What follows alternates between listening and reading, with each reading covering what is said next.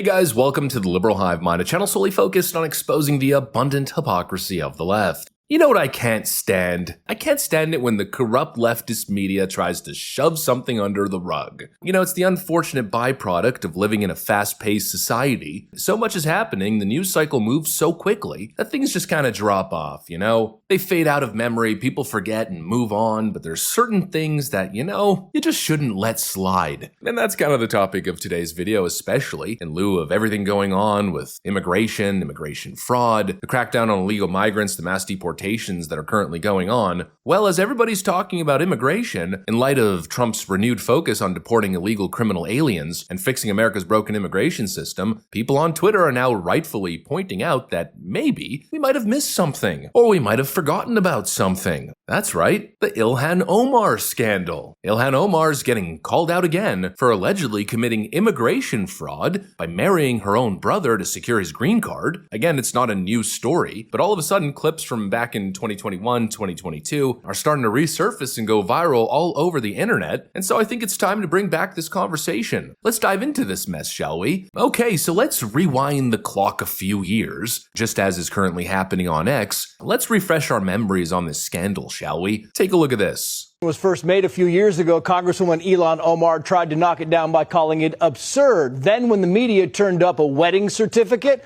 Omar went silent, refusing to make any comments at all, saying she does not talk about her family or personal life. Well, now others are talking, like Abdul Hakim Osman, a prominent member of the Minneapolis Somali community, who is now on the record telling the Daily Mail that in 2009, Ilhan Omar married her biological brother, Ahmed Saeed Almi, so that he could legally remain in the U.S. and attend college. At the time, Omar was married to Ahmed Hersey, but it was a religious marriage, meaning there was no Minnesota state record stating that she and Hersey were husband and wife, and so marrying her brother would allow her sibling to get his legal immigration documents. But Mr. Osman isn't just saying that Omar married her biological brother. He also gave the Daily Mail the name of the Christian minister who married them. That minister reportedly says she does not want to be involved or interviewed about Congresswoman Omar. Now, I gotta say, that's quite the accusation, and of course, Ilhan Omar has repeatedly denied the validity of this story, but I'd say denial is not enough, and this is a serious concern that the media ought to get back on. If Ilhan Omar and her brother really did commit immigration fraud, well then obviously her brother should probably be deported, and she, if she was involved, should probably face charges of immigration fraud. An allegation as serious as this shouldn't just be swept under the rug. I mean, that era needs to end, at least in my view, this long history of allowing politicians to simply get away with it. Hillary Clinton's the most obvious and the first example that comes to mind. We all remember Hillary Clinton's email scandal. She ran a private server in her home to hide her communications, deleted 33,000 emails under subpoena, bleach-bit her hard drives, her and her staff members all smashed their phones, and then basically shrugged it off like it was nothing. James Comey even came out and called it extremely careless, but then no criminal charges. You know, these aren't isolated incidents. No, rather, I think it's a pattern of behavior. And Ilhan Omar is just another example of, let's call it politician privilege. Well, Democrat politician privilege, because it only seems to go in one way, right? If you got a D next to your name, no charges. We should practice discretion. But if you got an R next to your name, it's not no charges, it's all the charges in the world, most of which are totally fabricated. You know, I'm just sitting here wondering why there's no accountability, no investigation to begin with. It's got me thinking of the Biden pardons when I was reacting to them. I said something along the line of, these blanket preemptive pardons send the message that Democrats believe they're above investigation, that they don't even deserve to be investigated. Well, in my view, that's got to stop. That cannot be the standard. And in this case, where there's a legitimate accusation of a crime being committed, something as serious as immigration fraud, well, it ought to be looked into at a bare minimum, right? I mean, think about it for a second. A sitting member of Congress is alleged to have married her brother in order to fraudulently have obtained a green card. Well, how, in good conscience, can someone like that serve as a representative in Washington? It just strikes me as unacceptable if true. And really, I think that's just the tip of the iceberg when it comes to Ilhan Omar. You know, she's also a sitting representative who said this. Well, she's not speaking English in the clip, so if you're just listening, you're not going to understand any of it. But if you're watching the video, there's subtitles.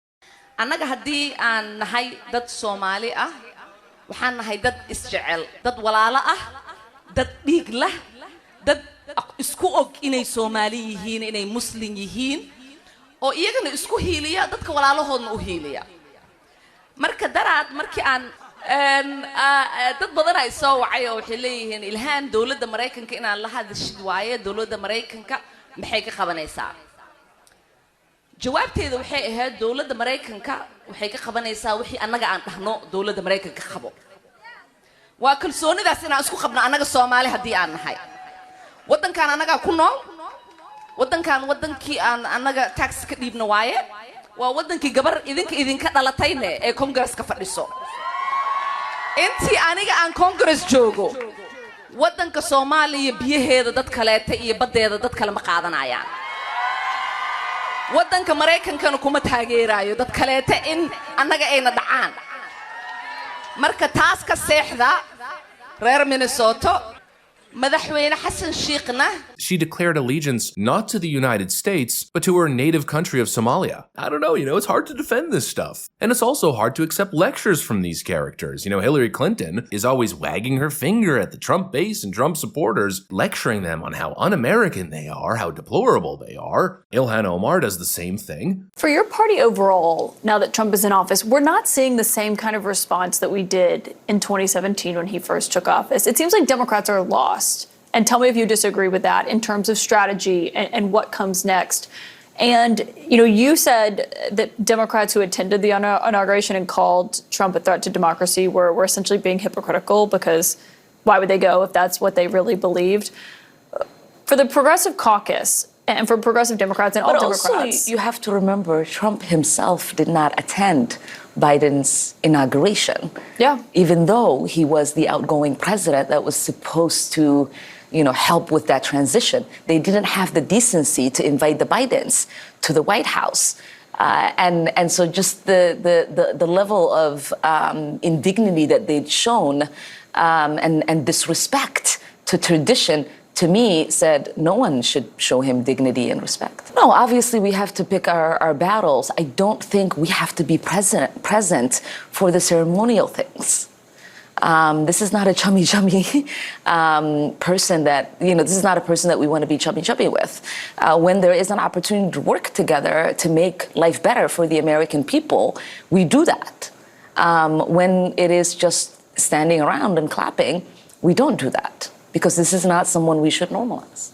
We're constantly getting lectured by these characters, but it seems as though a good chunk of them, well, they might have a few skeletons in their closet. I don't know, maybe I'm being petty, maybe it's a nothing burger, but this is just what's on my mind as I'm seeing this Ilhan Omar thing really start to pop up again and go viral online. Maybe it's time to get to the truth, to get to the bottom of this accusation, because immigration fraud really shouldn't be treated as a joke, especially if the allegation is involving a high-profile politician. Anyways, that's pretty much what I got for you guys on this one. Hopefully you enjoyed the video. If you did, make sure to leave a like and possibly subscribe. Thanks for watching, and I'll see you on the next one.